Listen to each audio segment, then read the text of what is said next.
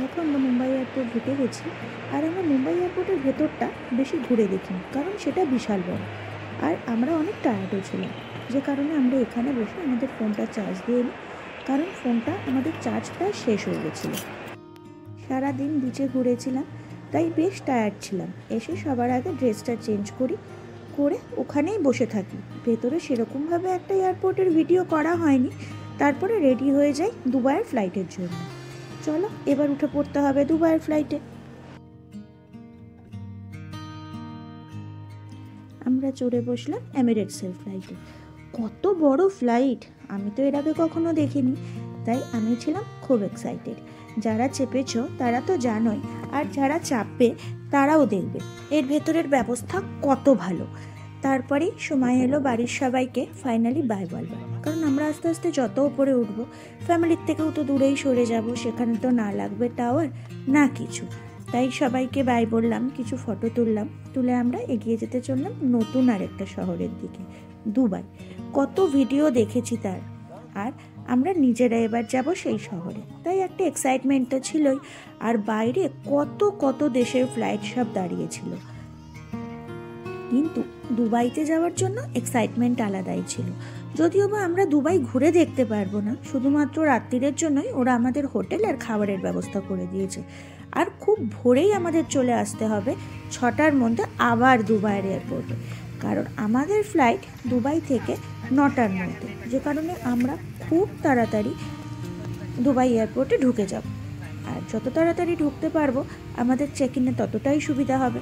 একটা কথা বলা হয়নি, আমরা কিন্তু মুম্বাই এয়ারপোর্টে খেয়েছিলাম পাওভাজি আর চা। তারপরে আমরা ফ্লাইটে বসে ফটো তুলতে এসে গেল আমাদের কাছে এমিরেটসের মেনু চার্ট।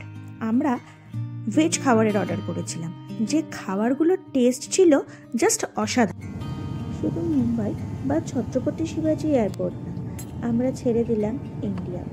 অনেক কষ্ট হচ্ছিল, কিন্তু কি করব বলো। তারপরেই আমাদের কাছে চলে এলো এমিরেটসের খাবার। সেই খাবারের কোয়ালিটি নাইবা বলি, যেমন সুন্দর তার স্বাদ, আর তত রকমের খাবার। আমরা বাইরেটা দেখতে আর সামনে রাখা টিভি স্ক্রিনে দেখতে খাওয়া শুরু করে দিলাম। ভেবেছিলাম খেয়ে কিছু ফটোও তুলবো, কিছু ভিডিওও করবো, কিন্তু মা কখন যেন ঘুমিয়েই পড়েছে। আসলে দুজনেই ছিলাম অনেক টায়ার্ড। আমাদের ঘুম কখন ভাঙলো জানো? যখন দেখি দুবাইয়ের এয়ারপোর্টে ল্যান্ড করার জন্য তৈরি হচ্ছে আমাদের ফ্লাইট। চোখ খুলেই দেখি একটা এত সুন্দর শহর, যে এত জাঁকজমকপূর্ণ শহর কি বলবো।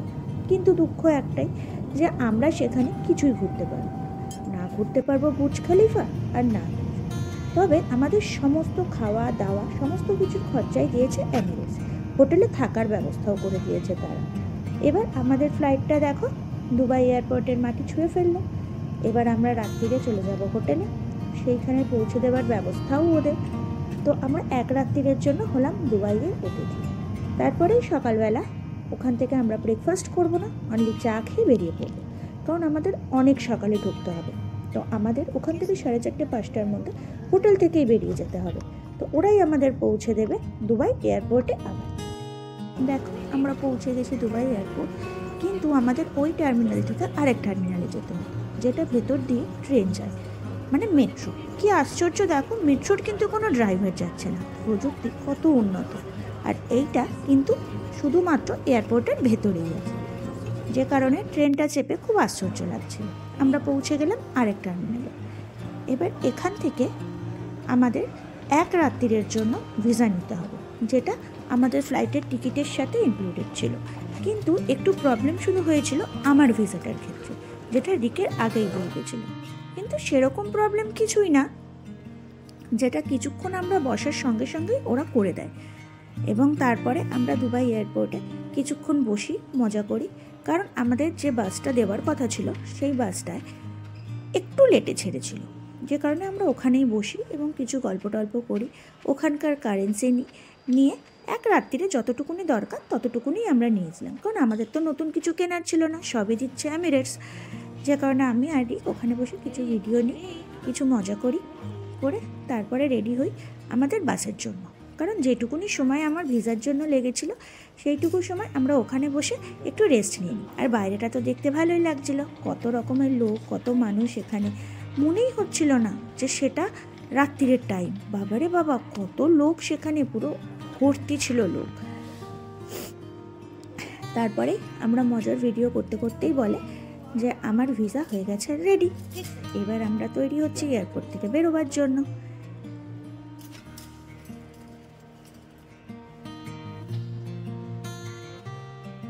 আর কিছুক্ষণের মধ্যেই আমরা বেরিয়ে যাব। আর শরীরও অনেক টায়ার্ড আর পেটেও ছিল খিদে, কিন্তু আমরা কিছু কিনে খাইনি, যেহেতু আমাদের খাওয়া সেখানে ফ্রি ছিল, তাহলে আর শুধু শুধু কেন খাবারগুলো কিনবো বলো। দেখো আমরা এবার গেলাম বেরিয়ে, উঠে পড়লাম বাসে। আর দেখো বাইরেটা কত সুন্দর, কি সুন্দর বড় বড় ঝর্ণা দিয়ে সাজানো, দারুণ ছিল সেই বাইরের ভিউটা। আবার আমাদের সকালে আসতে হবে এয়ারপোর্টে, রাতের মতো টাটা করে আমরা বেরিয়ে পড়লাম। এবার চলে যাব আমরা সোজা হোটেলে। শরীর যেন আর চলছিল না, মনে হচ্ছিল গিয়ে কখন খাওয়া দাওয়া করবো। আর দেখো ফ্রেশ হয়েই আমরা দুজন চলে এলাম খাবারের জায়গায়, কারণ এখানে আমাদের বলে দিয়েছিল খাবারের সময় আর বেশিক্ষণ হাতে নেই, যে কারণে আমরা সোজা সেখানে চলে এলাম। আর খাবারে ছিল হাজার রকমের মেনু, মানে তোমরা কি নেবে আর কি নেবে না, ভেজ নন ভেজ বিভিন্ন ধরনের। আমরা তো ভেজই খেয়েছিলাম, বিভিন্ন ধরনের স্যালাড, বিভিন্ন ধরনের স্টার্টার, মিষ্টি, কত রকমের কাস্টার্ড, কি নেব কি নেব না ভেবেই পাচ্ছিলাম না। কিন্তু রাত যেহেতু অনেক হয়ে গেছিলো, আমরা খুব বেশি খাবার নিইনি, আমরা অল্প অল্পই খাবার নিয়ে নিয়েছিলাম, কারণ মনে হচ্ছিল যে খাওয়ার থেকেও ঘুমটা আমাদের বেশি হয়।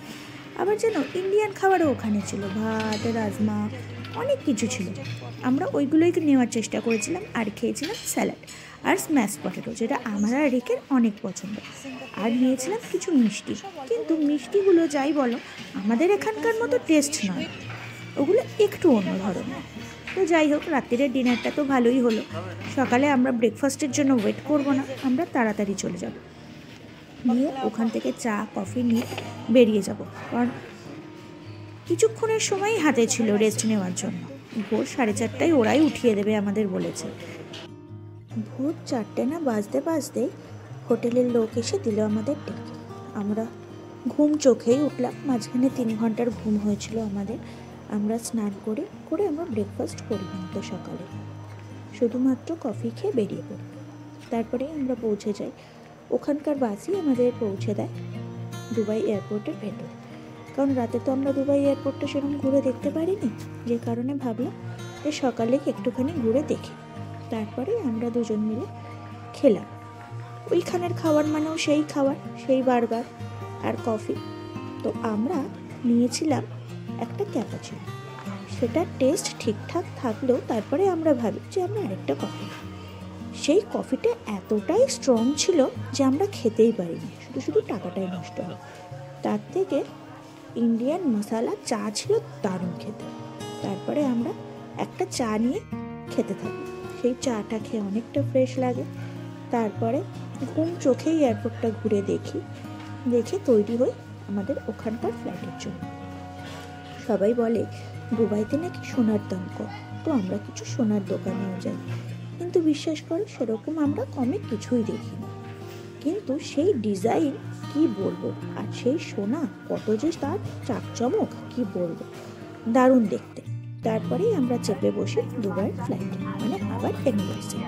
সেই এমিরেটসটাই আমাদের পৌঁছে দেবে সোজা ইউকে। কিন্তু ওই যে খারাপ লাগার জায়গা একটাই, সকাল হয়ে গেল, সূর্য উঠে গেল, কিন্তু তবু আমরা যেতে পারলাম না।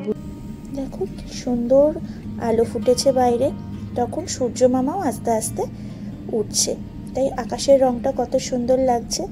আর ফ্লাইটটাও আমাদের ছেড়ে দিল, আর তখনই দেখতে পেলাম দূর থেকে এক ঝলক বুর্জ খলিফা। ব্যাস, সঙ্গে সঙ্গে নিয়ে নিলাম তার ফটো। সত্যি যদি একবার চোখের দেখা দেখে আসতে পারতাম, মনটা যেন বড্ড ভালো লাগতো। আরব সাগরের তীরে সুন্দর শহর দুবাই। দেখো ওপর থেকে সাগরের জলটা দেখো, পুরো যেন নীল, কত সুন্দর লাগছে। দেখো একদিকে আলো পড়েছে, চকচক করছে যেন জলটা, দেখেই যেন মন ভরে যাচ্ছে। এমিরেটসের ফ্লাইটে দেখো চট্টা না চট্টি চলে এলো আমাদের জন্য ব্রেকফাস্টেই কত কি খাবার, তার সাথে ড্রিঙ্কস। আমরা তো বারবার জুস খাচ্ছিলাম।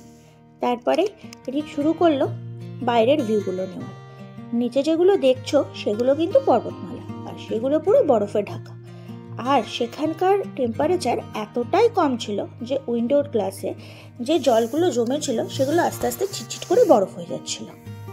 তারপরে আমরা গেলাম ঘুমিয়ে। ঘুম ভাঙলো লাঞ্চের আওয়াজে, দিয়ে গেল লাঞ্চের খাবার।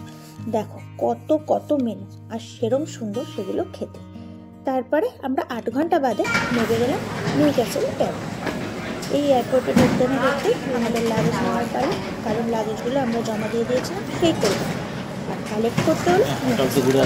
তারপরেই আমরা গেলাম, খিদেও পেয়ে গেছিলো হালকা, কিছু পিৎজা বা ডোনাটস খেতে। আর ডোনাটস দেখে তো আমি লোক সামলাতে পারি না, যে কারণে ডোনাটস নিয়ে খেয়ে একটু পিৎজা খেয়ে আমরা বাড়ির উদ্দেশ্যে রওনা দেবো। এবার নিউক্যাসল এয়ারপোর্ট ছেড়ে যাব আমার নতুন নিজের ঘরের উদ্দেশ্যে। সেটার একটা আলাদা রকমের এক্সাইটমেন্ট ছিল। চলো, আমি ইন্ডিয়া থেকে চলে এলাম নতুন শহরে। আবার তোমাদের সঙ্গেও দেখা হবে নতুন একটা ভিডিওয়। এটা নিউক্যাসল এয়ারপোর্টের বাইরে যাওয়ার রাস্তা। তারপরে আমরা ধরেছিলাম মেট্রো ধরে চলে এসেছিলাম নিজের বাড়ির উদ্দেশ্যে। টাটা, দেখা হবে নেক্সট ভিডিওয়।